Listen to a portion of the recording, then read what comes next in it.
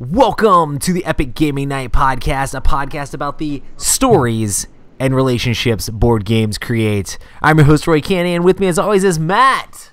Hello! And Rob's Basement Chair. Hello.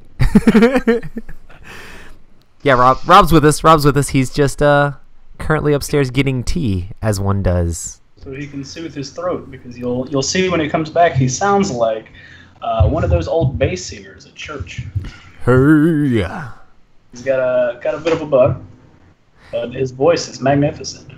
Oh man, you know how it is. Yeah. That was me Awesome. last week, so, just keep on going. Well, Rob had the idea to talk about digital board games today, so that's going to be our topic for the day.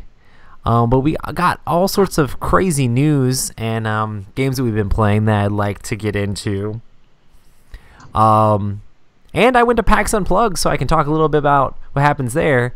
But there's a lot of stuff that happened there that on multiple fronts that I can't talk about, which is weird. And hey, listen, I know people keep being like, Roy, you keep saying things about you can't talk about things, but someday I will, and it'll be awesome. And you guys are the first people that I want to share it with, because you're the best. And then maybe I'll share it with Matt. So I guess you'll just clickbait up the continued conversation. Yeah, exactly. So, make sure you tune in every week, because you never know when it's going to drop. Does Roy reveal the secrets this week? Tune in next week to find out more. And this is where I just charge up like a Super Saiyan for like 3 more episodes. I was going to say, you just have to put out memes. Give me your energy. Yeah, exactly. Give me your energy, everyone. Oh, man. But soon. But yeah, hey, Matt, how's it been going?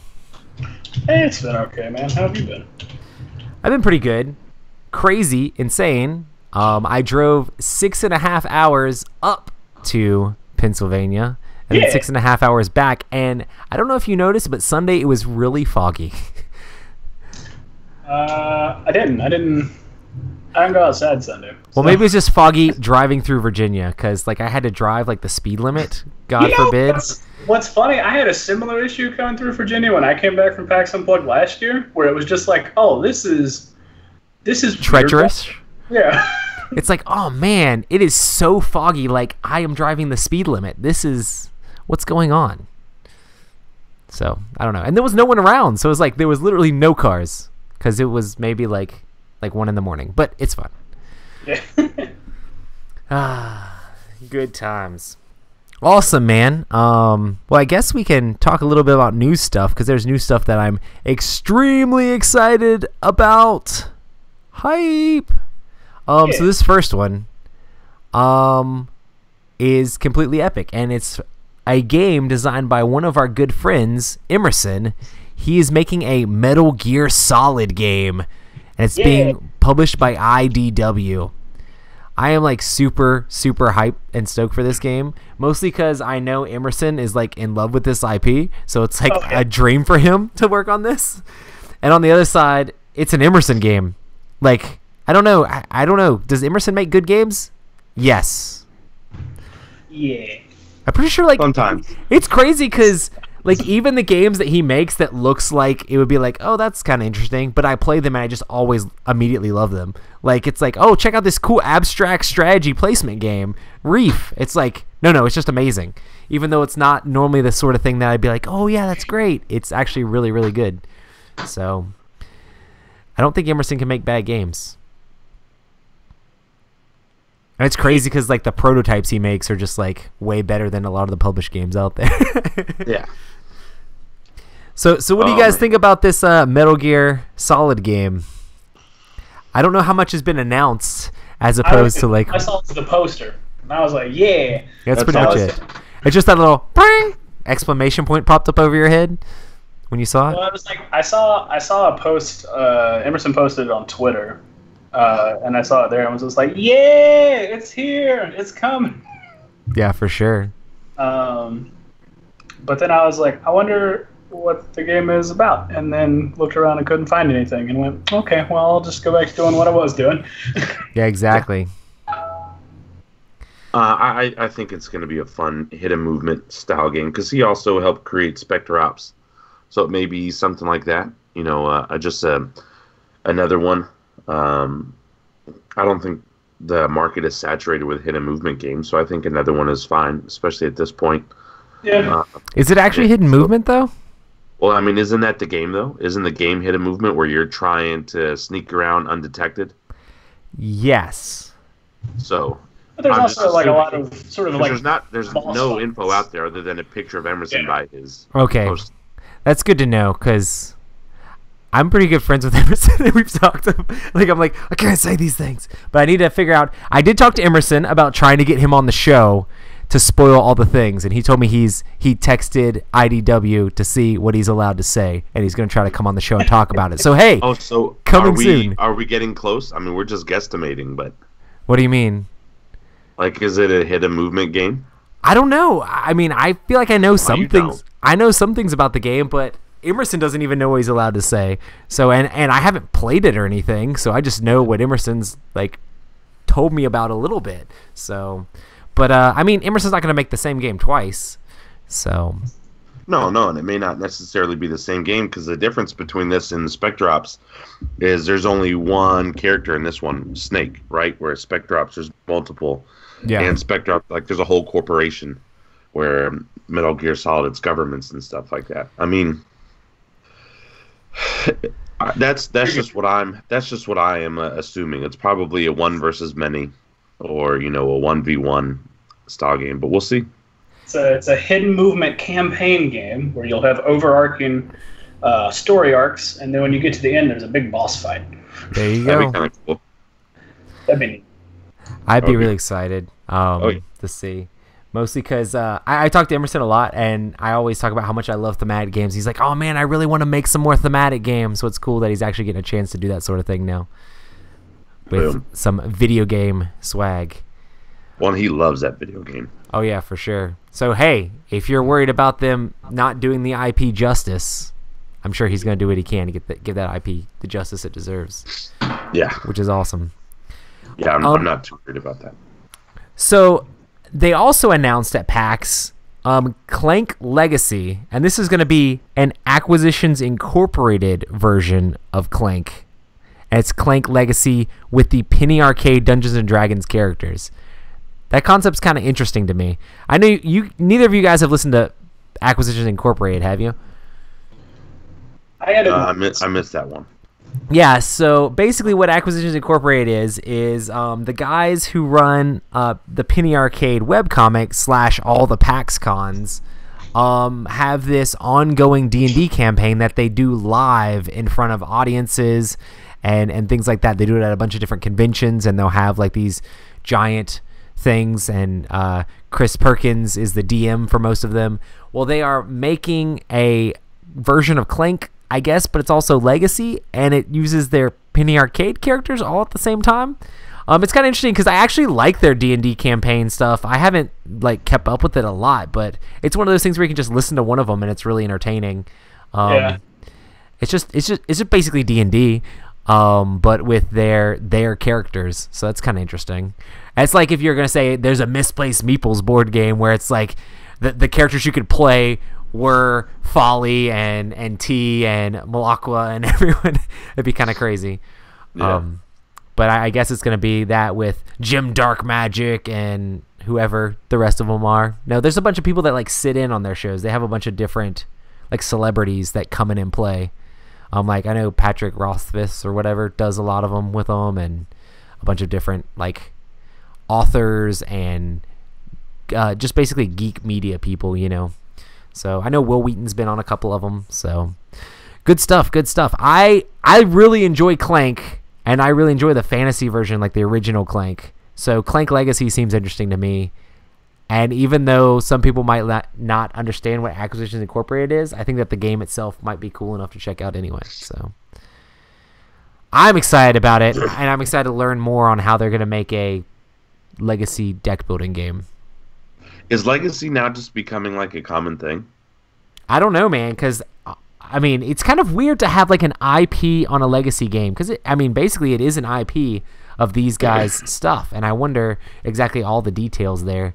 But it seems pretty interesting because, I mean, from what I've heard, Rob Vitavio and a bunch of other people trying it, like trying to make these legacy games sometimes is really, really difficult.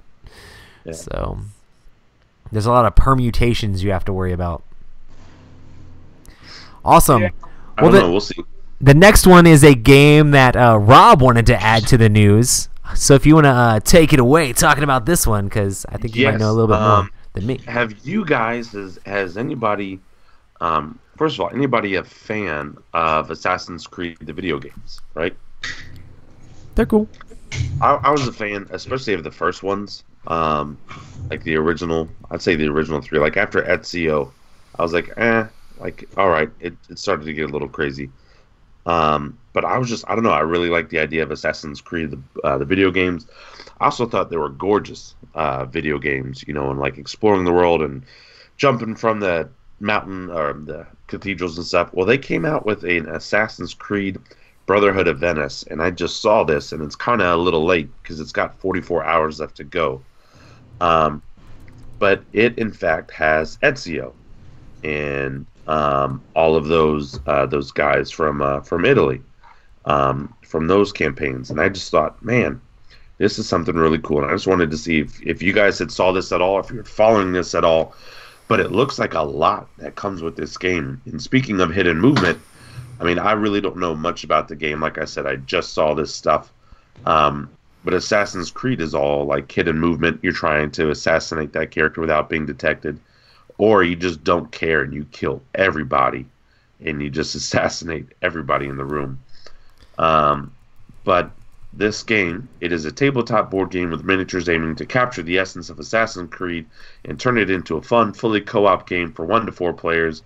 It's a campaign-style game spanning several months in the year 1509, and you play a small team of assassins in charge of developing the headquarters of the Brotherhood of Assassins in Venice after Ezio Auditore has defeated Cesare Borgia and his allies between the events of Assassin's Creed Brotherhood and Assassin's Creed Revelations. And so, I don't know, the minis look really great. It comes with this huge tower that like you can jump off of and stuff like that. And so this is just, it looked like one of those games where the minis look amazing. The gameplay from the video game, I know that I really like. But I've never heard of Triton Nor. Is it a brand new publisher, or did they publish anything else? It says that they've created 2 games. This is their second game. The other game they created, it funded, but it was called V Commandos. Oh, I've heard of V Commandos. Yeah, and so and that did fund. But anyway, this game, I just saw it, and I just thought it was really neat and really cool looking. And all the minis, I mean, the minis look, if these pictures are legit, are real, these minis look rather nice. And now, like on the base pledge, you get 140 minis that come with the game. Oh, dang. Yeah, it's a lot of minis. They have guards, they have seekers, they have brutes, they have the horsemen. They have secret enemies that are in these boxes that are unlocked. They have a tank, they have a naval ship, they've got stations, rooftop gardens, ladders, all this stuff. The box, it's simple, it's black, it's clean. I really like it. And then it also, if you back it during Kickstarter, you will get the free tower that comes with the game, which outside of the Kickstarter is an additional $52. Wow. And so I was just thinking, like, wow, like, this is something worth looking at. I don't know if I want to necessarily spend all that money right now.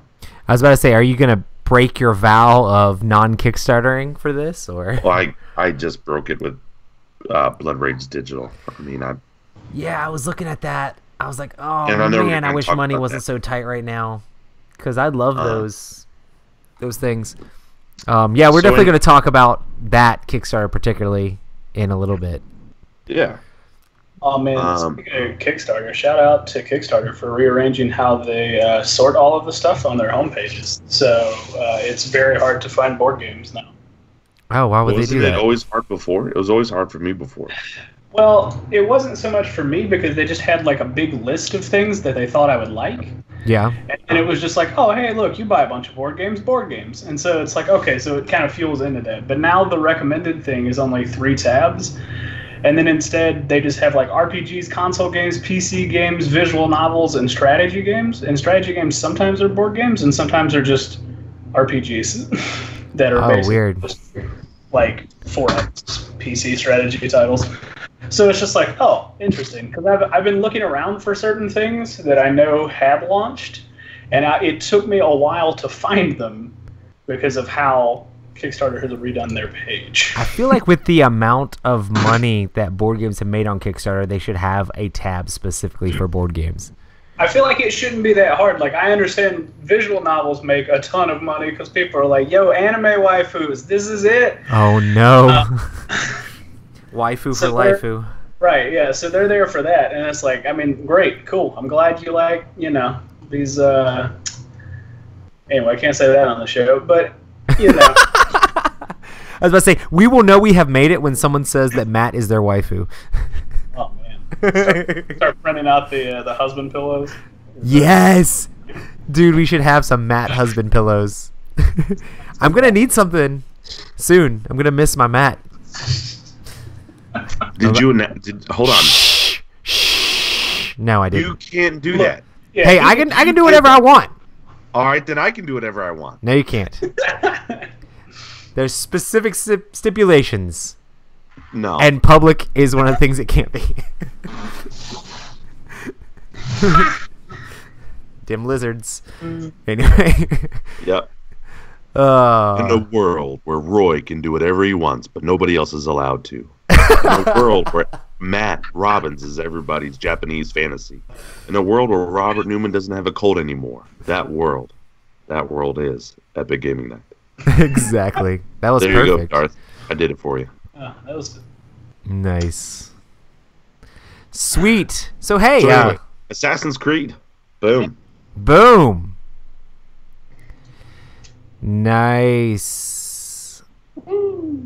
Yeah, man. Okay, what was the next thing? Oh, what have we been playing? Yeah. I have been playing family games. Again, haven't really played.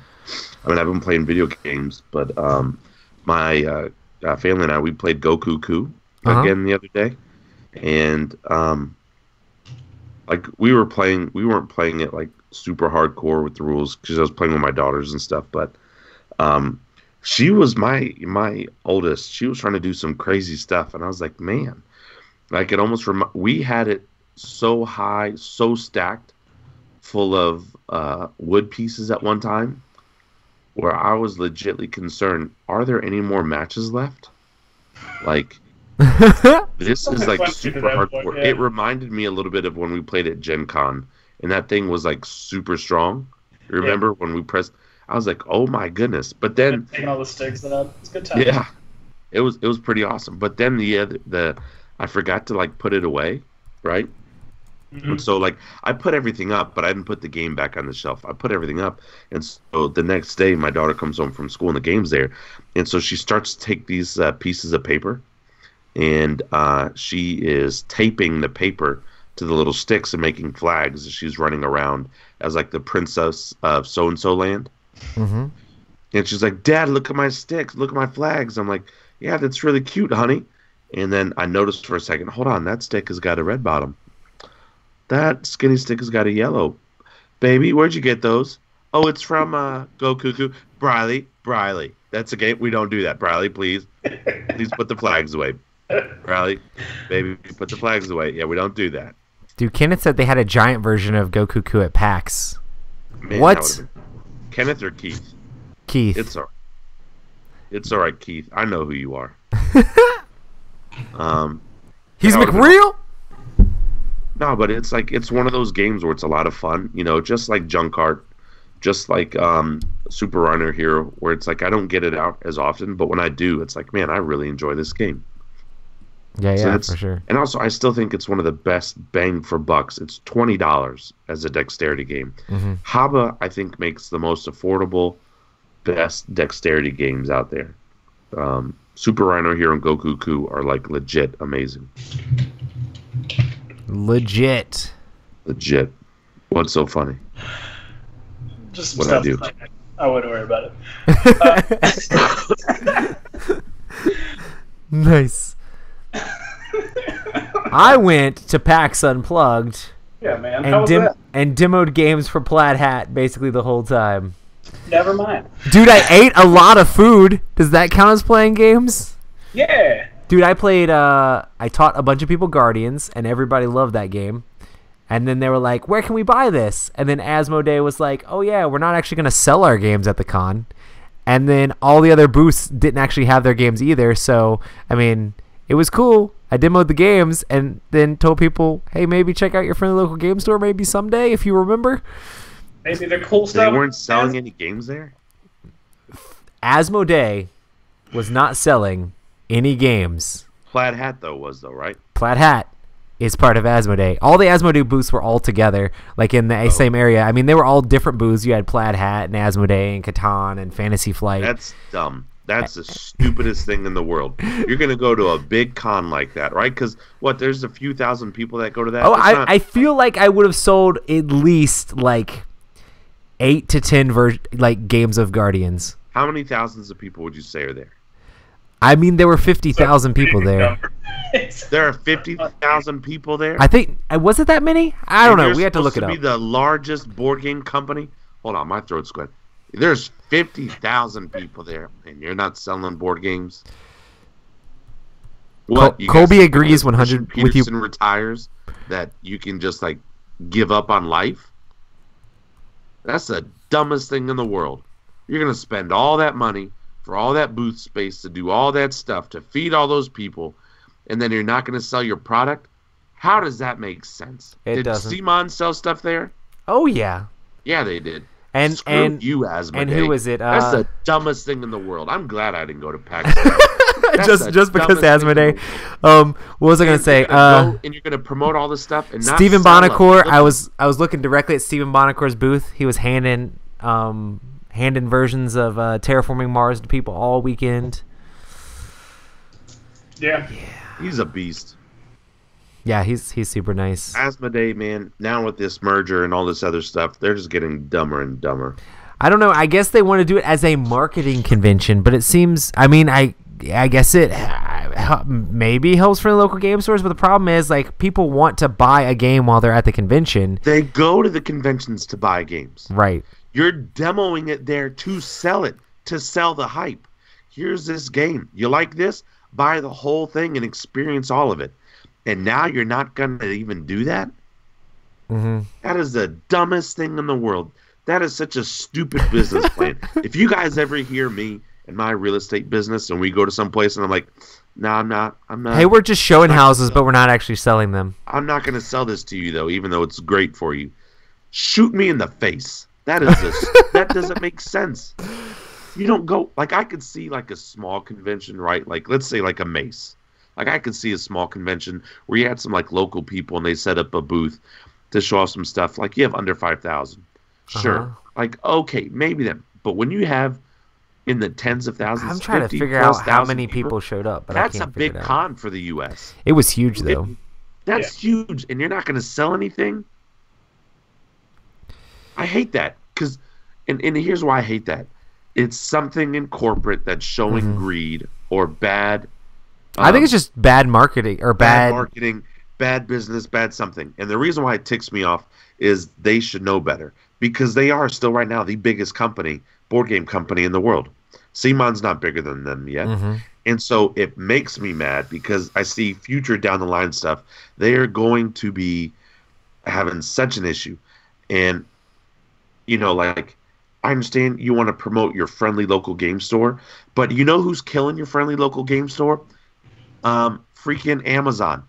You are not going to be the savior of the brick and mortar unless you sell magic cards. Unless you sell magic cards, Asmodee, the friendly local gaming store is not making their money off of you. And some of us don't have friendly local game stores. I cannot go and buy Plaid Hat games at a friendly local game store because it doesn't exist. There's some that have Magic, and they might have Catan, but that's about it. And the ones that do sell them are selling them priced so high that even though you want to support your local store, when it's $20 to $30 higher than what you can get online, Like, there's only one good store near us, and I say near us, and it's over an hour away. That's Atomic. Oh yeah, But and their stuff is where great. does Atomic make its money? It makes its money off of tournaments. It makes its money off of the food that it sells. It makes its money off of selling the Magic promos. It's not making money off of its board games. It has like a 10% markup compared to Amazon. And so I'll go there to support that. 10% more than Amazon? Sure, I get that. You're breaking even, basically. After shipping, after everything, you probably make a couple bucks per game, right? I love that. Oh, you're there to support my experience. And that's why you do the tournaments and all that other kind of stuff. All these other stores, they don't have that mentality. And that's also why they're not succeeding like Atomic Empire is succeeding, right? That store's blowing up. It's grown. It's grown. It's grown. And I have this stupid company. You guys just ruined my night. They didn't sell anything. I was in a good mood.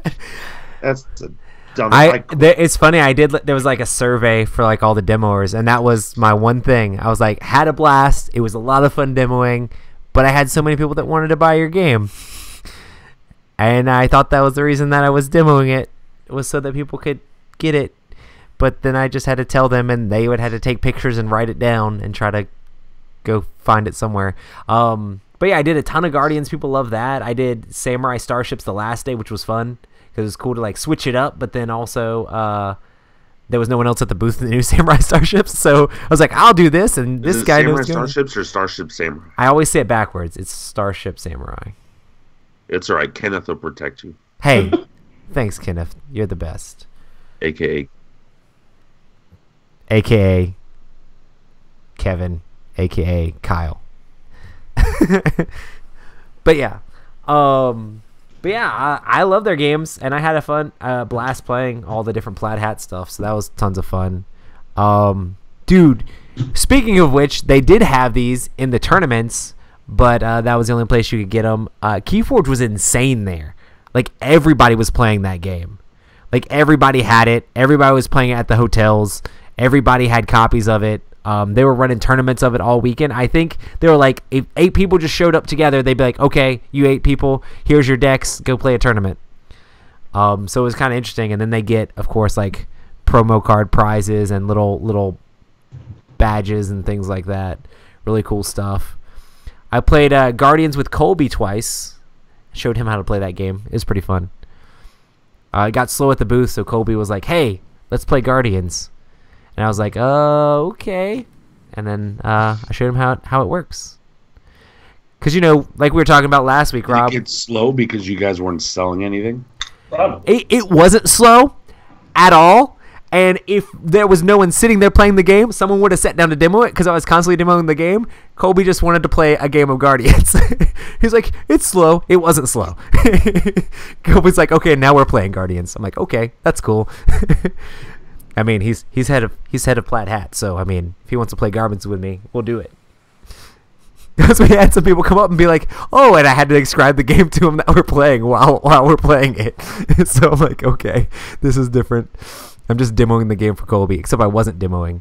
I was actually playing the game at that point. Because when I demo games, I don't really try to play my best if I'm playing. If there's 2 people there, I teach the 2 people to play the game. But if they're playing against me, then I just kind of like hold back, or just make really quick decisions as opposed to thinking it out. So, but I really like that game. And then Colby smashed me in Keyforge, which is cool too. But it was cool getting to hang out with Jerry and Colby, and then getting to hang out with all the Dice Tower guys as well. Because I helped out at their booth a little bit. Mostly just talked to people as they came up and sold a few promos and stuff like that. But You hang out with them a lot, don't you? Who, the Dice Tower guys? Yeah. Yes, I do. You guys are pretty close. Well, no, like I'm a contributor, so I try to go to their booth and do all the stuff there. We went to Yeah, you are. There's this place that Tom really likes, Shady Maple. It's like an hour away from PAX, but I stopped there first. Okay. Yeah, it's literally an hour away from PAX, but it was like on the way for me to get there, so I went straight there. And it's like this giant smorgasbord buffet of like country food, and I met all the Dice Tower guys there, and we hung out. And there were a bunch of other contributors there too. Not a bunch, but a few other contributors there. So that was a blast. And then I took I drove Derek home back to they were staying at a place, so that was fun. But yeah, I'm just gonna make Rob have a conniption eventually. But yeah, tons of fun at PAX Unplug. I literally didn't. I got to learn how to play Overpower, and I watched Tom teach Role Player, and I didn't really play a whole lot else. Oh, I played this rap game. So I don't know if anybody knows Christian Kang from Take Your Chits and Gary Pope and a couple other like Dwarf Token. He's a guy who helps with Favorite Game Friday, and a couple other guys. They're all playing this rap game. It's like a super obscure. I think there was a Kickstarter for it, and it's this game where you put out cards that are a bunch of rhymes. Like there's 3 rhyming words, and then you have a hand of cards yourself, and you have to use your word and the 3 rhymes in a rap, and then everyone votes on who's doing the best rap. And I immediately was like, this game is the worst game.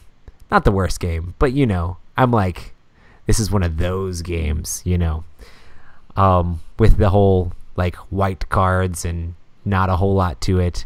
And I'm like, okay, cool, you're doing raps, and it's just a bunch of rhymes. And these guys were doing it, and I was just sitting there, like, because I was trying to hang out with them, but they're playing this game, and they had like beats playing on YouTube or whatever. They just looked up like rap beats, and they're trying to rap, and it made me want to cry a lot. I'm like, guys, come on, guys. And I'm like, I was like, I don't really want to rap.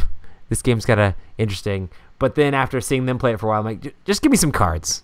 Just give me some cards. And then I threw down a rap, and they were just like, oh my goodness. And I'm just like, yeah, you just rhyme. Like, it's not that hard. Like, at least just actually, like, use the same number of syllables, rhyme, throw some bars out there.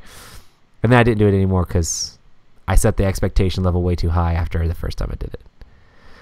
But yeah, it was called Verse or something like that was the name of the game. It was interesting if you like making up freestyle raps on the fly. Literally epic rap battles of not really history, but But then the rest of the week they were trying to remember my rap and trying to sing it back to me because they thought it was so good, I guess. I don't know. And you guys both fell asleep. I'm sorry. Hey man, it's okay. I love stories about a bunch of white people trying to rap. Hey, Yeah. Gary's not white. and Christian is not either. Why are you judging everybody? Judging their ethnicity. Who do you think I hang out with at these conventions, Matt? Come on. That's Go ahead and spit the line for us, man. Yeah, I'm good. I'm good. Come on. Nope. Not gonna happen. It was cringy then. It would 100% be cringy now. So hey. Was it like a Roses Are Red, Violets Are Blue type of rap? No. It was a diss track. To all of them. To literally all of them.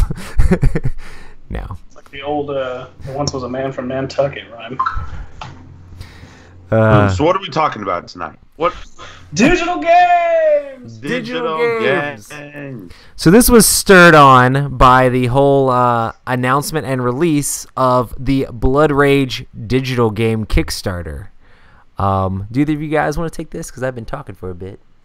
But and Rob, you said you backed it, so what's up with this? You want to talk about it, Matt? Yeah, Matt. Tell My us. throat's on fire. I kind of went on a rant. Okay, dope. That's fair. I don't know, man. So Blood Rage is a digital game now. They're doing a Kickstarter so that you can play Blood Rage on your phone or PC or whatever. I don't get it personally, but it's whatever. Their Kickstarter is running for specifically shorter than all of their other Kickstarters, which is really All of their other Kickstarters? I mean, it's already got like 5 days to go. It's like, Whoa. It's only 1 A week, week. and 7 days. yeah, it's just like, hey guys, anyway, we're here to just take your money and run, and that's what they're doing. I mean, not really. They're going to put out a product, they are, but it definitely seems strange. I feel like me starting out on this is a little weird because I'm not super keen on the idea of what's going on. They have just the game for, I believe, $20, $25, something like that. I should look that up. 15. 15. Oh, that's not bad. And then they have the physical bundle for 60, where you can get more Kickstarter exclusives that are basically the 4 Kickstarter exclusives from the previous game, reskinned with new minis, new exclusive minis. As females. But they have the same power, and they've got crazy big maps, which I think is fascinating. Like, I was looking at it, I was like, this wolf woman is stacked. Like, why? Why? But anywho. But then there's the Stag Clan, which is a new exclusive clan with new minis, and then new 3D. I don't even remember what they're called, but the little things you place on your clan board, little clan tokens. Yeah, they upgrade tokens or whatever.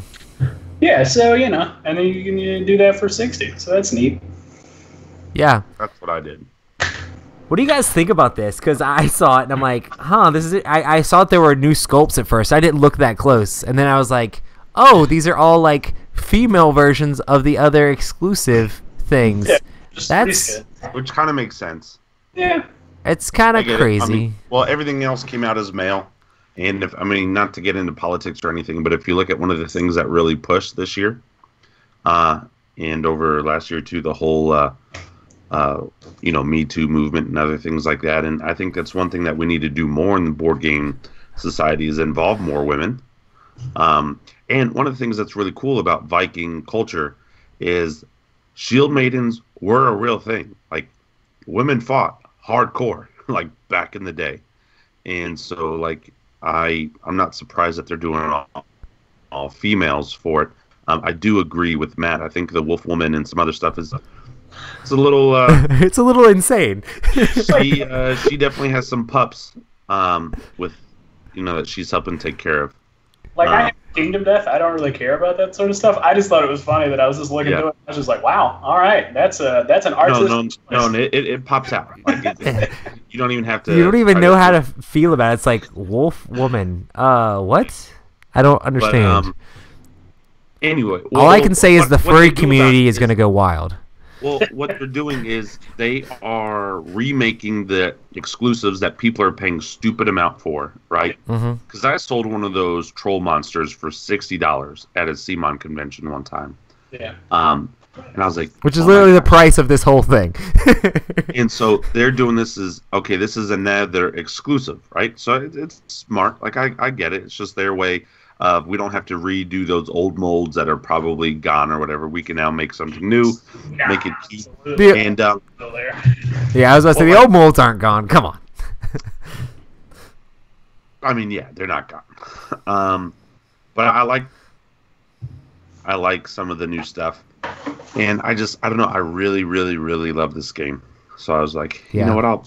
I'll back it. And there's also the digital versions coming out on Steam. And so that'd be cool because we'll be able to play that, but it only on the digital version only plays up to 4 players, but you can play solo, and so that's kind of nice. Like, if you're just having a day and you want to play Blood Rage and nobody's around, you can play against some AI people and stuff like that. But anyway, I like the idea that they're taking a game that we all love. And they're putting it in this format for the people like the Timothy Gays of the world. Yeah. That want all the never people he'll playing. be able to play with now, right? Yeah. Well, I mean, let's be honest. He's a great guy, but he got really big into board game. How about this? He may have gotten big into board games from other stuff, but I didn't discover Timothy Gay until Blood Rage. He became the Blood Rage Eric Lane guy to me, right?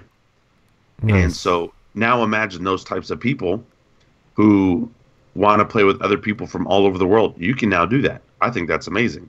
I love that. I could get my revenge now on Timothy, and I don't have to go to Georgia to beat him now. We can now play online. And so, and also it looks really cool. The digital effects and some of the pictures and stuff, I like it. I think it's a pretty looking game. And I'm interested to see how it all works and how it all goes together, because I don't imagine, they will have the rules built into the game. So there's no Roy, I'll say this to you, and you'll know who I'm talking about. I would love to play this game with certain friends of ours and just see how good they really think they are now that the rules are in the game, compared to them, you know. That is a good point. You're not skimming on this now. You can't. I wonder what the tiebreaker is for the app. Not It's arm literally arm wrestling. Literally, it's like put your phone on the table. Whoever When can Sam slam your. Healy tells you to arm wrestle, you arm wrestle. Now you probably just tap your screen really fast.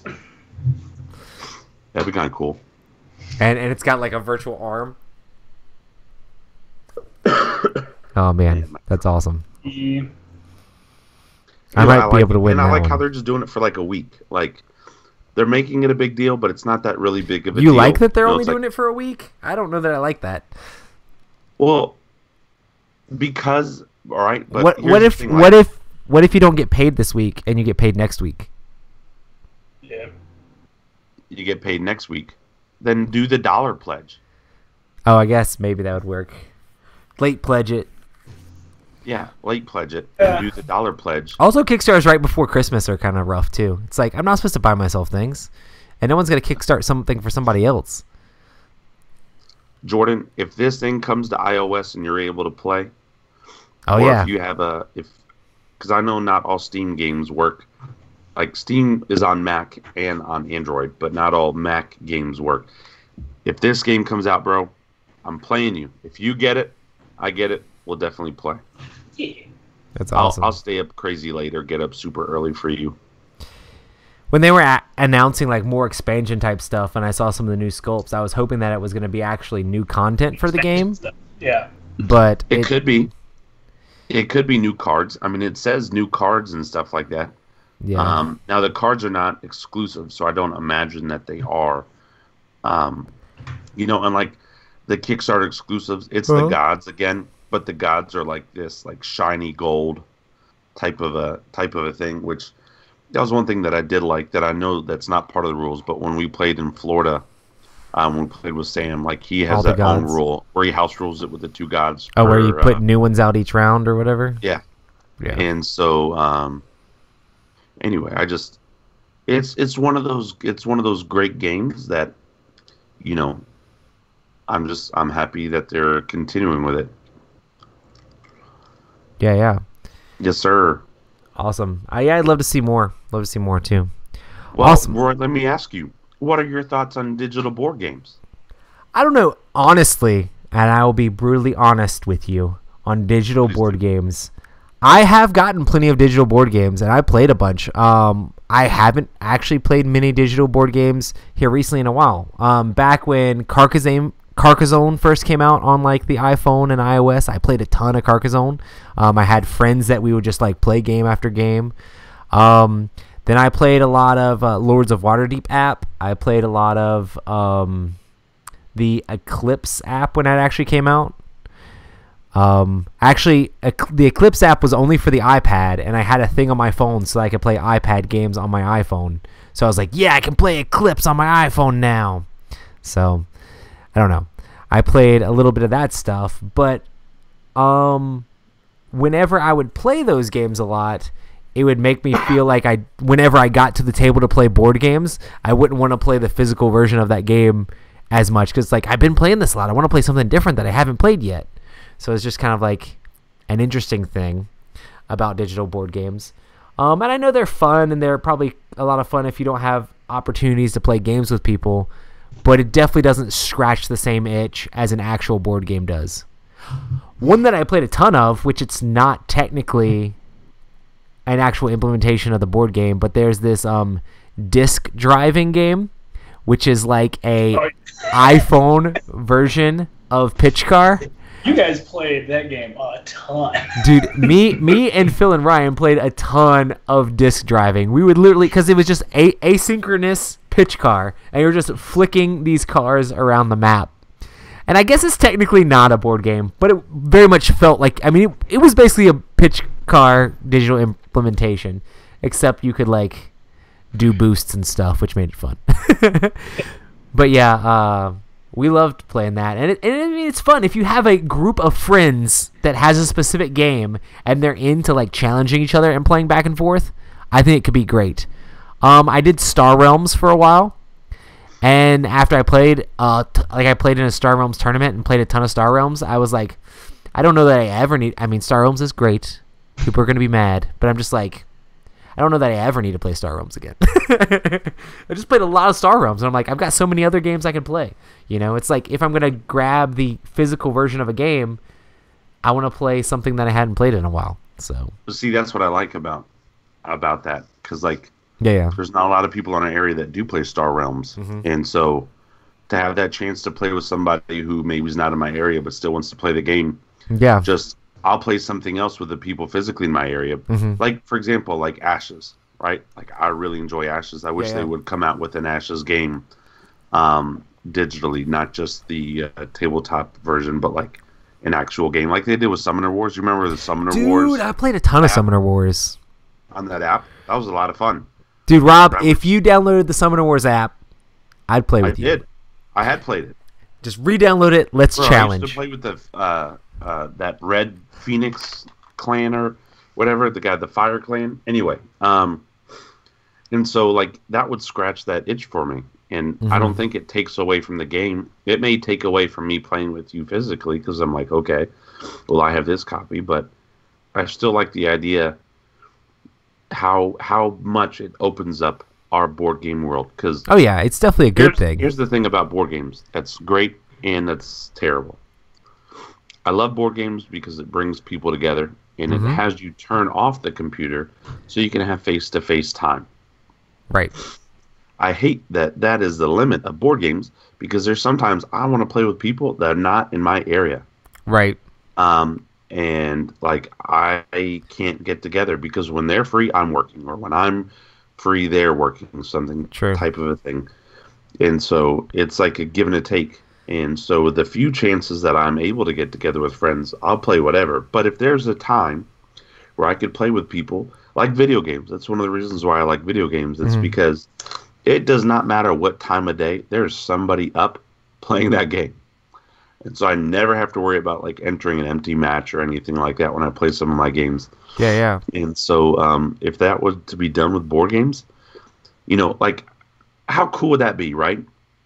We all get this. Let's say we all do this. Or let's say because I backed it, and I'm able to invite friends, and we all play on Steam. How cool would that be? Us three, we got to play with like a patron. Yeah. Hey guys, let's all play a board game together. We can't all get together, right? So let's play this board game together. How cool would that be?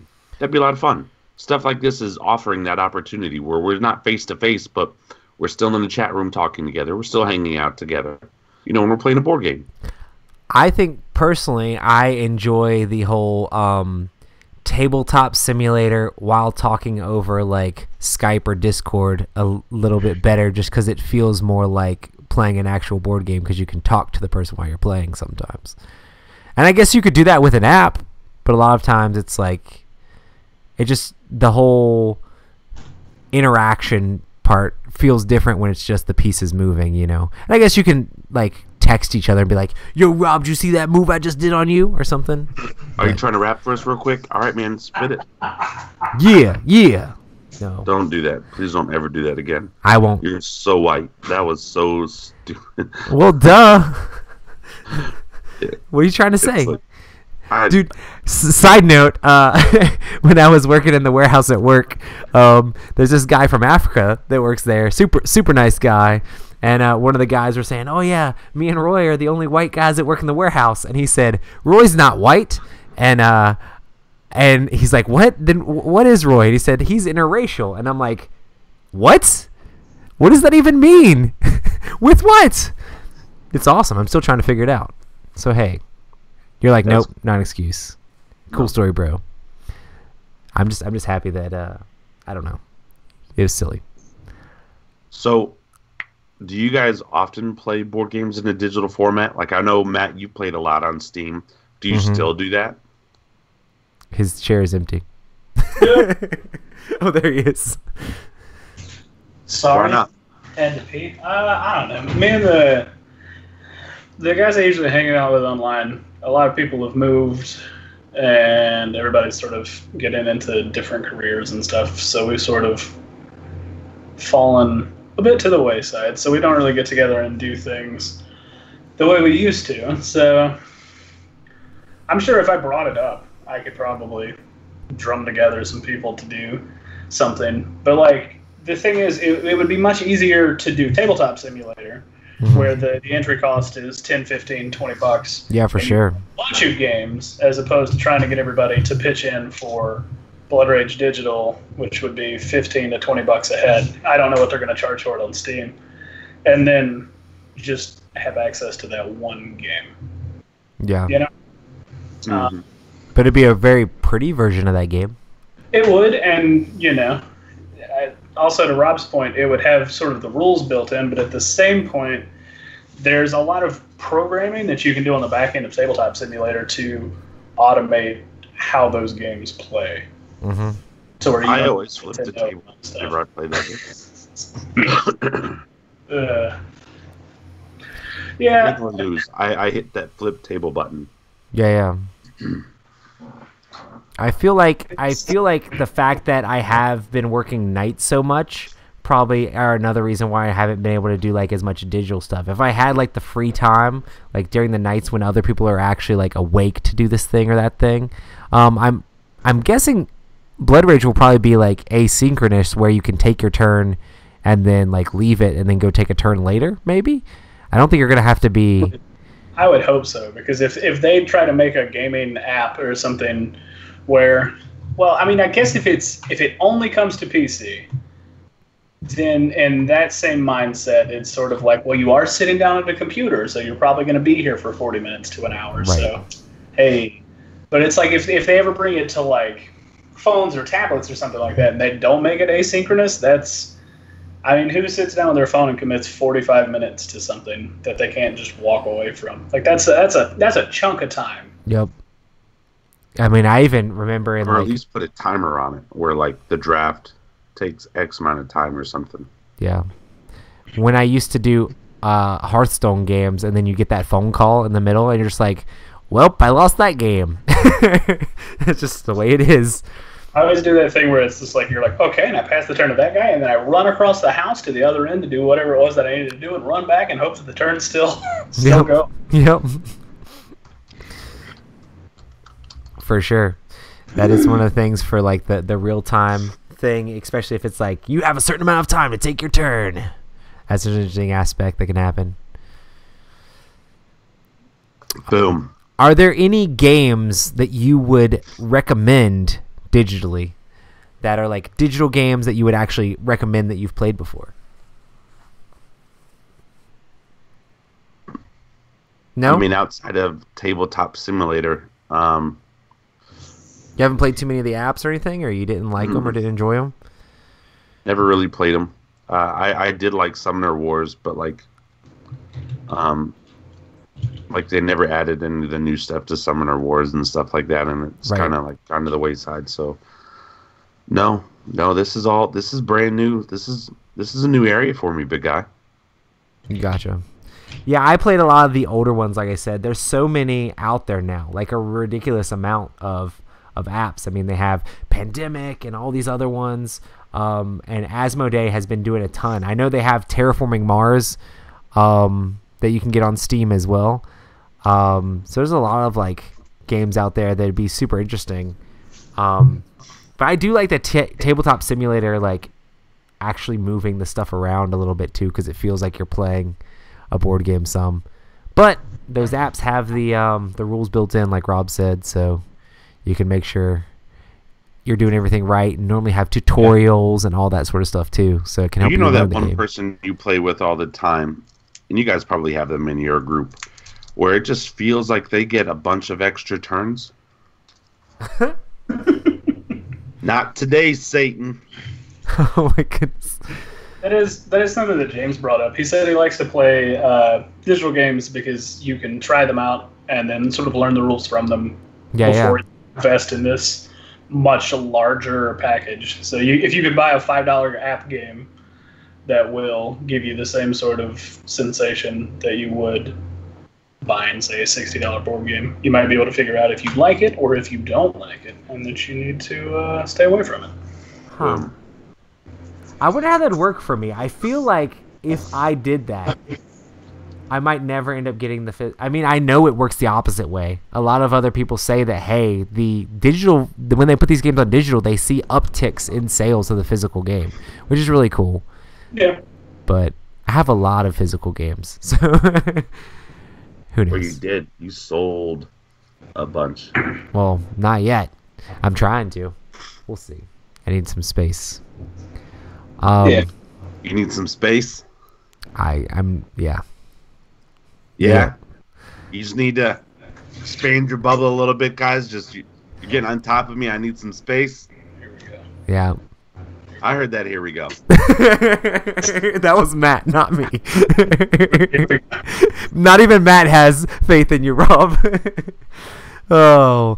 But yeah, I would recommend literally just majority of these games are like solid. I mean, if it's a game that you like and you want to be able to play it online, check it out and just check out the different versions. I really liked the Summoner Wars app, but of course, like Rob said, they haven't really done a lot for it since.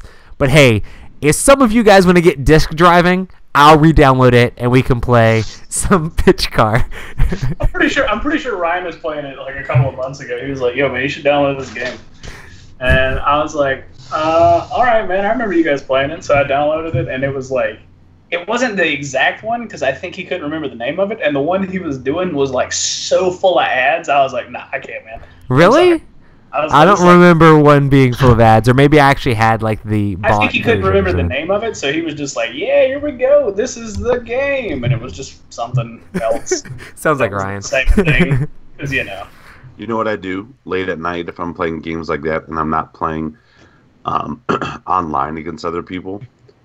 I'll turn my phone on airplane mode, so there's no ads for like the 10 or 15 minutes that I'm playing that game. I didn't think and about then it.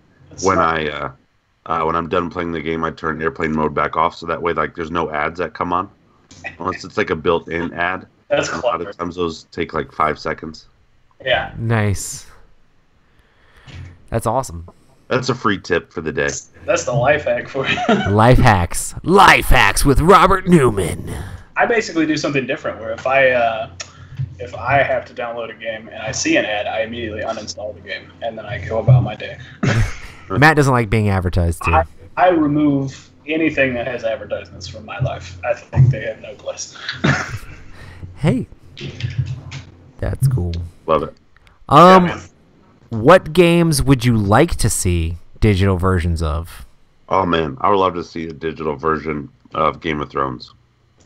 Dude. Or a digital version of like TI 4. Yeah.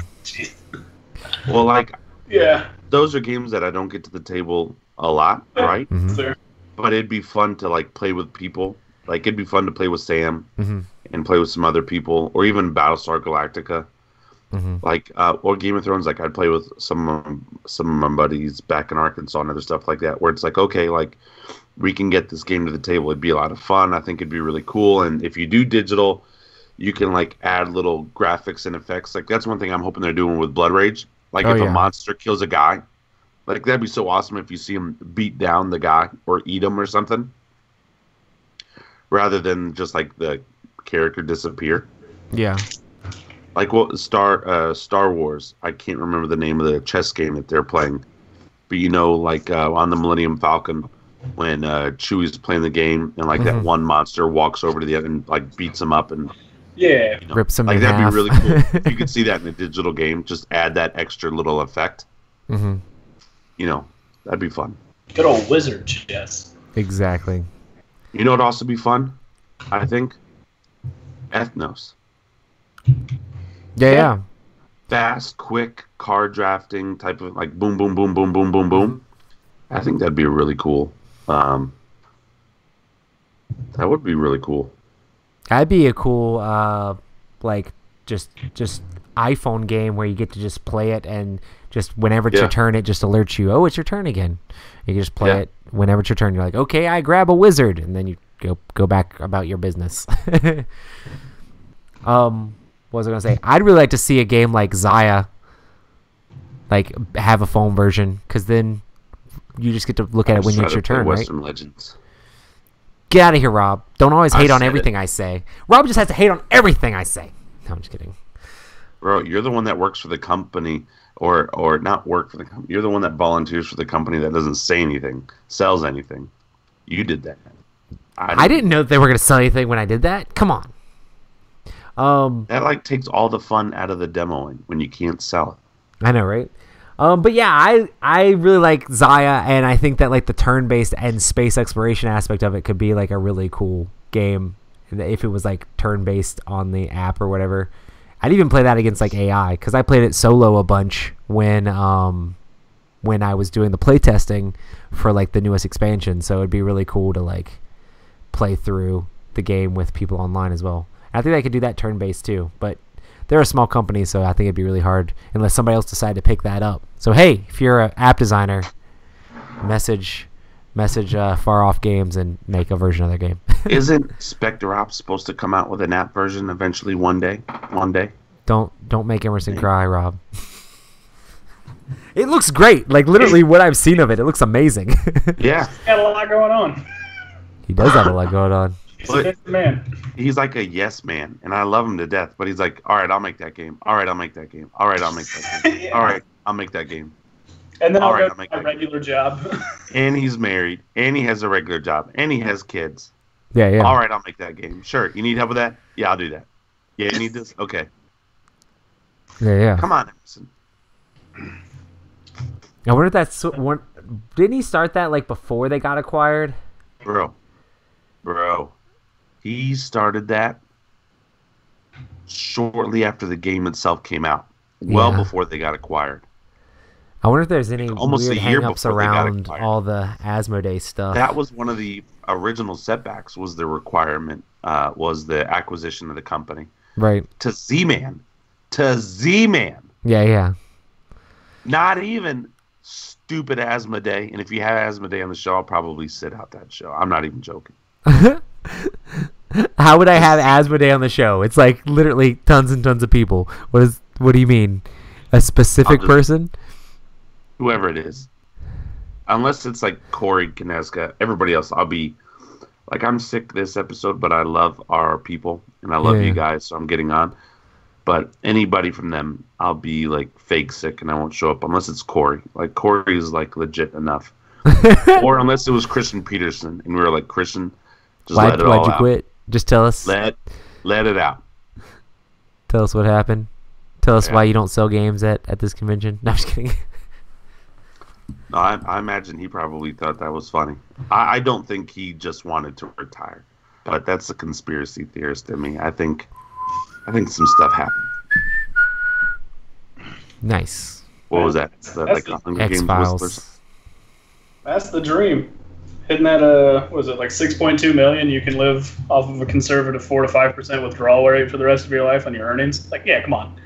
That's it. There you go. That's the goal.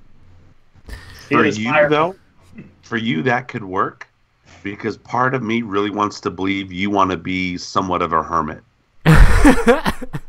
Like, I'll go into society when I want to. Absolutely. But other than that, let me keep my house maintained. Let me keep my stuff legit. And then leave me alone, people.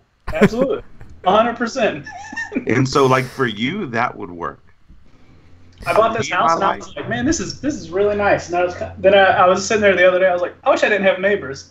It's way nicer. And your yard is not even small. My And your neighbors are not right on top of you. at all. I just worry about, like, I don't want to, like, go outside and be loud. And they'd be like, what is he doing? And I'm like, my bad. I just wanted to, I don't know, sing on the back porch or something. You're allowed to do that, though. Yeah. But it's like I could be in the woods somewhere. Don't live in an apartment, man. But here's the problem, though, for you. If you're in the woods, your internet access is not going to be necessarily as good. Or you're going to pay a lot for good internet out in the woods. Yeah. Just run the cable yourself. Just get Here's the thing. fiber With optic neighbors, cable. just don't be crazy loud when it's dark outside. You can still be loud, just don't be crazy loud. And if the neighbors are nice enough, just let them know, hey, we're going to have a party. It's going to be a little loud. And what you consider loud, they may be like, oh, that's not loud. That's Tuesday. You should see us on Friday. Yeah. You're fine, Matt. The world is not so. The world's not so bad, man. Come outside. Come outside and play. I will come outside. I just Don't be a Unabomber in your shed out in the middle of nowhere. Oh no. Come on, Matt. Good times. Anyway, back to digital games. What features do you like to see implemented when looking at digital versions of board games? Like, are there any specific features that you like them to have? I don't know. I don't really buy digital board games. Thanks, And Rob. I don't really want to. So I don't necessarily know that there's a feature that they could add that would sell me on it, unless they were like, hey man, check this out. Now actually, here would be something that would be kind of neat. If they sold you the physical board game, and then it came with a code to unlock the game on like your app store or whatever. But then sort of like Time Stories, where it has save positions, you could basically take a picture of the board state and then it translates over to the app. So if you had a bunch of people over, What? you could be playing the game and you're like, oh man, somebody's got to bail. You're like, all right, whatever, take the picture, upload it, and then you could get everybody back together in sort of that digital sphere to finish the game whenever you wanted to. That would I be think that would be neat. literally insane. But I think that would also be one of those things that like would also sort of start to be the slow death of your gaming group, because people would be like, why do I need to come over to play this game? We can just figure it out from here. And you're like, yeah, I just wanted to, hang out with people, but that's fine, I guess. Yep. I don't know. That would be a neat feature, but I don't know. That's I do like that idea. I feel like that's beyond the. Current capabilities. I feel like Google could get it done, but Google's also not in the business of making board games, so Right. it just needs a big tech company, which is not something that board games has. Yeah, exactly. Because they're board games. They shouldn't be doing a whole lot of tech. Yeah. I like when games have that, like, take it where it's like they do with a lot of digital games, where it's the asynchronous play, where you can just play it as you go. But then the problem with that is people just forget about the game. Sometimes we never finish the game. Oh, yeah, it's like Words with Friends, where you have like 39 games open. Yeah. You just want to And play half one. your friends deleted the app, and you're never gonna finish those games. Absolutely. Somebody was like, hey, maybe you should play Words with Friends. I was like, yeah, and I downloaded it, and it showed me a video, and I went, okay, bye. Nice. Do you have any features that you look for in digital versions of games, Rob? I mean, I really don't play digital games, but What is this conversation? it would be fun. It would be fun to. We to opened do this what with I me said. ragging on digital games, and then we're all saying, "Oh, we don't actually play them." Well, yeah, no, because I'm interested. I think that could be the next big thing, and that's why we're talking about it. Just Yeah. like we talked about legacy games a couple years ago. Is this going to be the next big thing? I mean, And look how many more legacy games are coming out. So I think it's definitely something worth talking about, especially if a big producer like Cool Mini is getting into it, because Asmodee is already into it with their Yeah. Ticket to Ride and some of their other stuff, and so it's something that we need to discuss. But I would like to see what I said earlier, like the game do stuff that the board game can't, like show Right. that animation or just that extra little flair. yeah, for sure. But yeah, I think that'd be kind of fun. A Time Stories digital app would actually be kind of neat, even Oh, if yeah. it wasn't a full-blown game, to where you could just be like, hey, I went here, and then it shows you the picture on like your phone. Yeah, So you definitively have that information. And then, like Jordan's pointing out, if you have chat integration, you can basically, in a game of Time Stories, be just sort of compiling this large log of things to figure out where you need to go or what you need to do. and if you were on Steam and you played that, like, and you clicked on the card, only you saw what you clicked on. Yeah. And then if you integrate it with a phone or a PC or something like that, then you could have interactable elements that, like, maybe something moves or something does this, or you have this thing. Mhm. Yeah. You're able to do a little bit more. But then also at that point, you're basically playing a game like The Room, just multiplayer. So there's an odd line where it's like, how much longer does it keep being a board game that you're playing as opposed to becoming like a full-fledged Video game. Yeah, Oh, for see, sure. I wouldn't even consider it necessarily a board game. To me, it'd be like that movie turned into a video game. You know how like whenever you have like that big war action movie that comes out, they always make a cheesy video game that comes with it. Yeah. I would think it would be the same, because like to me a board game will always be the physical board game, and so this is that quick fix when I can't get the physical board game together. Just like that video game is that quick fix where I can see that special cutscene when I play that game, but it's not. You know, like I don't know. I don't know if I were to play it and I would see it as, oh, this is still a board game. The only way I think I would see it that way is if it was like Tabletop Simulator, where like you're doing it as a board game. The only reason I say that is because certain games, like they have the digital edition of like Talisman, and like that game is very board gamey. So even when you put it in a digital time frame, it still feels like you're playing a tabletop game, even though it's on a computer, just because of how the mechanics work out. Like there are a lot of games that I'll play. Like I was playing this game called Deep Space Derelicts, and it's basically an RPG that uses like a card combat system. And so it's actually a really sort of interesting game that I think would make a fun tabletop game or a board game. But it's like, it was one of those things that I'm playing it and I'm like, cool, I feel like this is a video game, but I also feel like this could very easily be a board game. Whereas like if you're playing The Witcher, like at no point in The Witcher am I like, ooh, you know what would be great? I don't know, like Witcher chess, or you know what I mean? Yeah. However, though, in The Witcher, that card game, Gwent. I got pretty good at Gwent, man. Yeah, and then it did so well they made their own competitive Hearthstone with it. Yeah. Yeah. I really like that, man. Yeah, but that was more what I meant. There are some games that definitely feel very board gamey, and some games. What about Triple Triad in Final Fantasy? Man, that's a question you have to ask AJ. I know he's all about that. Somewhere AJ just clapped and started dancing. It's exactly. Every single time you mention that, he starts humming the little tune from the game. So I actually heard a little bit about one of the guys was talking about, I even forget which game it was, but there are some board game companies that are releasing the expansion for their game in the app before they actually make a physical version of the expansion. So that way they can see how it works with the game and see if there's any tweaks they need to make before taking it to print. I think that's cool. Yeah. I mean, putting everything inside a computer. Yeah, that's basically pre-launching the game. Like, for example, Battlefield 5 just came out, and like the day you bought it, it already had like a patch. So it had like the download, and then the download on top of the download. Yeah.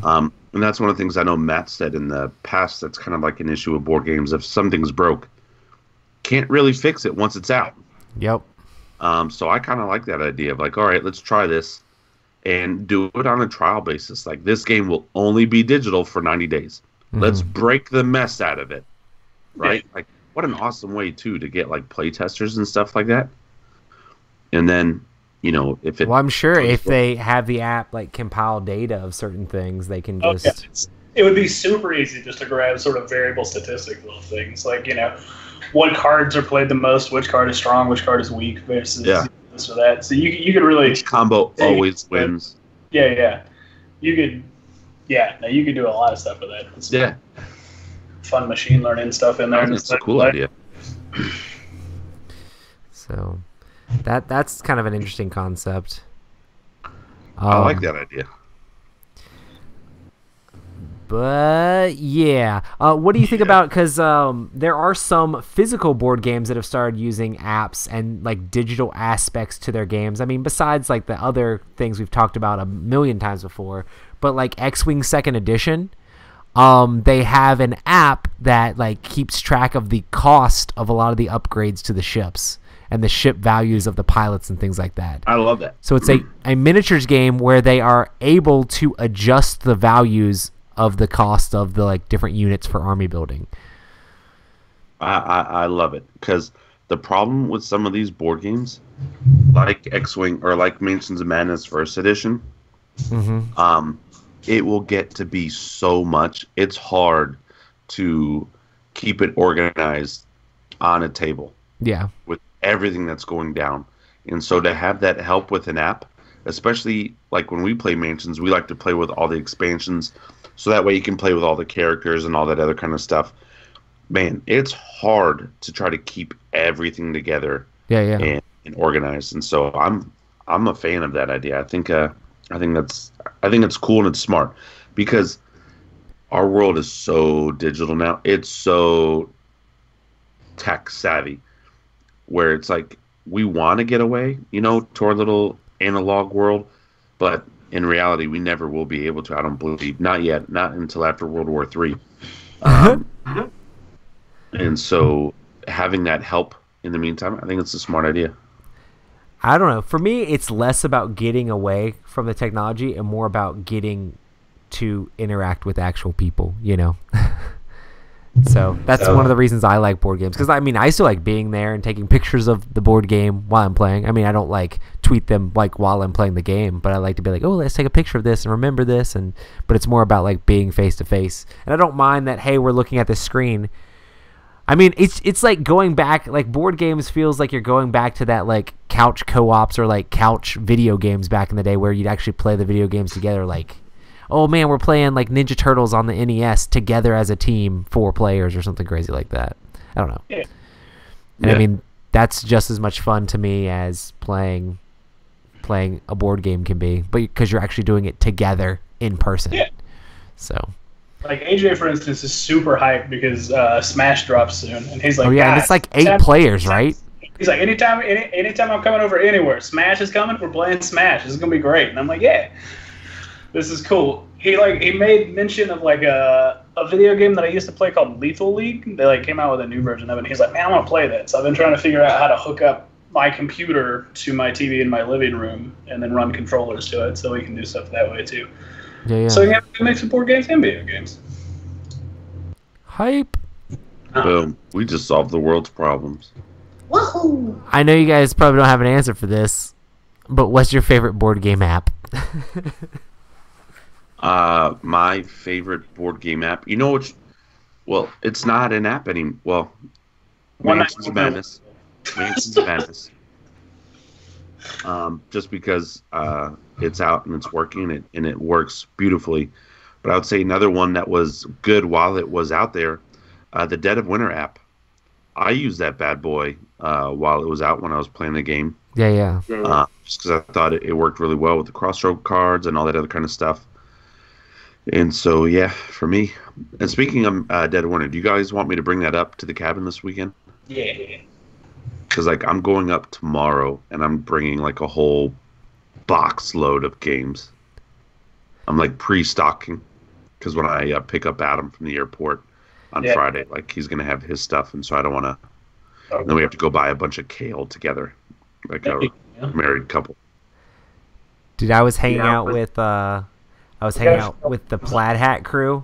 Nobody cares, Roy, that you're super famous. I'm gonna be hanging out with Adam. No. This is a funny story. It has to do with Dead of Winter. So this group came in and they started setting up Dead of Winter like right beside us. I was like sitting with Isaac and Colby and Jerry and Emerson, and they're all like they're setting up Dead of Winter, and like we're looking at each other like, look, it's Dead of Winter. Like I'm like, well, they got crappy tasting games, but I was just joking. But it's like, oh man, and they didn't know like what was like who was sitting beside them and talking to them because it was just us and them in the room, and then like I was like, dude, I was like, Colby, should I like go ask them candidly like what this game is and like if it's any good? He's like, no man, I'll cry. Like if they say it's bad, don't do it. And I'm like, come on man, like how many copies of that game have you sold and you're gonna be sad if they say the game's bad? Who cares? You sold 1 million copies of that game. But so then I was just like, oh man, Isaac's here and they're playing and they don't know that the designer's right here. It was just really funny, like the juxtaposition of the situation. They're just over there playing and they started having like rules issues and Colby couldn't take it anymore. He had to go over there and help them. And he's like, this is how you do this and this is how you do that. And I'm like, the way Colby was doing it was very definitive. Like it wasn't like, I think this is how this works. It was like, no, this is how you do it and this is how you do it. And he said, oh yeah, and the designer's right there. And they were like, oh my goodness, there's the designer, Isaac Vega. Oh man, that's so cool. I didn't know it was you. And then they're like, oh yeah, and that's Jerry. He designed Mice and Mystics. Oh yeah, we love Mice and Mystics. And then they're like, and then I was like, oh yeah, that's Colby. He's the head of Plaid Hat. He designed a lot of those Crossroad cards that you're reading and talking about how amazing they are. And they're like, oh man, Colby. And they're like, oh, this is Emerson. He made Century and Spectrops and all this. And they're like, oh. And they're like, and this is Roy. He did nothing. You said that? Yes, that's what Colby said. He did nothing? Yes. I'm like, thanks guys. You guys are so cool. That means he likes you, though. If I know. Use you like that, that means that you're in. That was such a great build-up, too. I was just like, okay, all right, cool. The story's going. Yep. Boy. So that was fun. I was like, oh, okay, cool. Thanks, guys. But yeah, it was fun. It was definitely fun hanging out with those guys. And I just thought it was hilarious that these. At least he knew your name. Yeah, exactly. All these. They were. I mean, you could tell they were like just like they'd played it before, but they weren't necessarily like super like they didn't know everything about the game. So it was really cool to see that happen. And then yeah, it was just super silly. Awesome. Well, my favorite board game app is, I mean, if we're not talking about like assistant apps, obviously Mansions of Madness. But like an actual app that's a game would definitely be that disc driving game, even though I don't think it counts. But Ryan recommends disc driving, and so do I. Yeah. Matt, do you have any like board game apps that are your favorite? Man, I don't know. I've downloaded a couple, but probably the Secret Hitler app. So I don't go, hey man, fascist, open your eyes. Cool. All right. What's up, guys? How does that work? That's still good. one of the best gaming experiences of my life. It's good that was the first time I've ever been a moderator for anything, right? So it's just like, here we go. Get to work out all the kinks live. Speaking of that, my wife and we got free tickets to like the Charlotte Hornets NBA game. Yeah. Last week, and we went, and they were playing the Milwaukee Bucks. And Brandon Pleshik commented on my Facebook post. Yeah. Oh I was like, man, I miss this dude. Like, look at this for sure. dude. Still doing it. Like, good for you, bro. Still alive. Still alive. Making it happen. That was a fun trip, man. I tell you what I could use right now. I could use some of that cocktail sauce from St. Elmo's because my face is closed up. And that stuff That clear will you open out. It will open up your soul. That's so awesome. Did you eat any of that, Matt? No, but I know basically. It's like Oh, man. it's like the purest of horseradish heat. It's all horseradish with like a little bit of ketchup to make it red. Yeah. That's the. It was so good, though. But I screwed up and I took a big bite at first. Dumb idea. I definitely know I don't like horseradish. Oh yeah, it's definitely got that burn. I had it's got a weird taste. It's like antiseptic or something. Speaking of weird stuff, right? So I know this is not board game related, but my wife and I, like, I've been sick, and so I've been watching some stuff.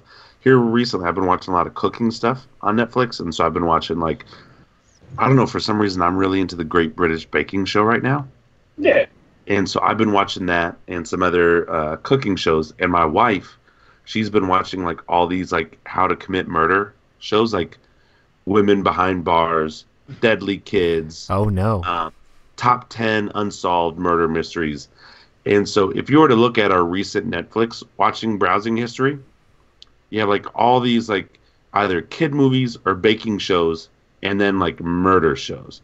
And so it's like, I don't know. I turned it on the other day and I was like, this is really weird. Because if people saw this, they would think I was watching the murder shows. Nope, it's my wife watching these. But she's fascinated by all that kind of stuff. And so She likes murder? Well, she's interested in psychology and what drives people to do that stupid stuff. Yeah. But anyway, I was just like, babe, are you trying to kill me? Like, are you really trying to kill me? She was like, no. Not yet. But not like a solid no. It was like a no.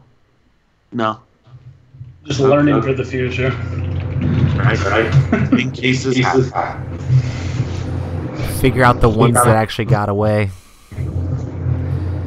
Made it happen. Yeah. Awesome, guys. Well, hopefully you all enjoy your board game apps. Make sure to let us know which ones we're missing out on, because, I mean, we're obviously Also, experts. Let us know, what fad do you think is going to be the big fad of 2019? Yeah. I think legacy games were the fad of 2018. Yeah.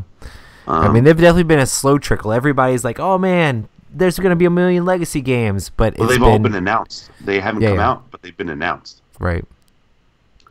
Which is awesome. Because Scythe came out with one, Charterstone, the Pandemic games, Betrayal, House Betrayal, House in the Hill, Werewolf, all this other stuff. Anyway, is there Instagram news? What's that mean? I don't know. James said, wasn't there supposed to be some Instagram news? I don't know what that means. Don't die horribly. I'm trying not to die, Darth. I really don't want to die. I mean, I'm okay if I die because I know where I'm going, so that's cool. But, like, my wife will get mad because she's like, you didn't pay this off yet. And I'm like, all right, I'm coming back. Like, just chill. Like, I'll pay it off and then I can go. Nice. So anyway, Roy said he had to wait for Matt. Uh-oh. Roy, did you say something? What did I say? I don't know. I think I was making a joke about what Jordan was saying about Instagram earlier. About how everyone needs to follow Shades of Mind on Instagram now? Something like that. Oh, okay. I don't know what happened. Oh, we can't talk about it yet? There's a certain Instagram account that's floating around Oh, yeah. that is showing up in our fans' recommended follows. Oh, yeah. I don't add anybody. I'm just kidding. Unless your name's Robert Newman. And Kent Parker? And Matthew Robbins. Adam Sparkles. You started following me with that account like a long time ago, and I was just like, I don't know what this is. I didn't look at anything. I was just like, whatever. It took you a while. Is it that thing that we're all... Yeah. Yeah. It popped up in Jordan's like recommended things. Hey, he should be recommended. You're recommended. That's awesome. Yeah, I'm excited for when we can talk about that and other things. There's so many things. All the things. All the things. Yeah, man. Sorry, guys. We'll, Coming soon. stuff will come out, I don't know, first of the year. Some stuff. No, before then, I think. I'm hoping like next week. Anyway. There you go. Good right. times. I need to go take some medicine and go to bed. I need to also do things like cardboard boxes. I'm just kidding. Yeah, you need to pack so you can come play board games this weekend and then move next weekend. Yeah. Okay. Well, we thank you so much for joining us tonight at youtube.com/Epic Gaming Night. And we stream these Tuesday nights at 9 p.m. Make sure to hit us up. It's so awesome. I love Rob's face right now. We also want to say thank you so much to everybody who supports us on Patreon. You guys are all the best. Make sure if you want to support us, check us out at patreon.com/Epic Gaming Night. Also make sure to check us out on Twitter and Instagram at Epic Gaming Night. Writing.Newman to That's help. one of Instagrams.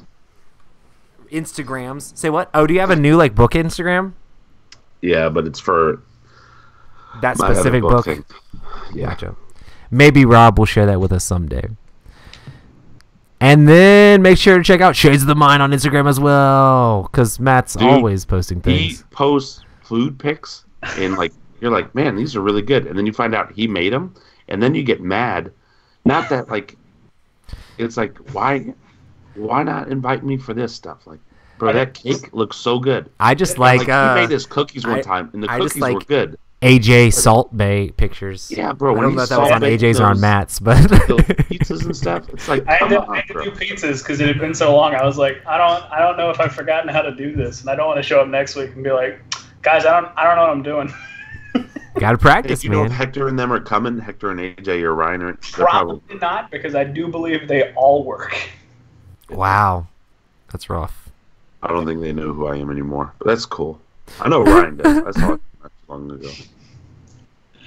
But Cool Beans Band. All right, guys. I'm not feeling so well, so I'm gonna hang up whether you guys stay in the show or not. Hey, Rob, I hope you feel better. Thanks, everybody, for joining us. You're all the best. Peace. Bye. Peace.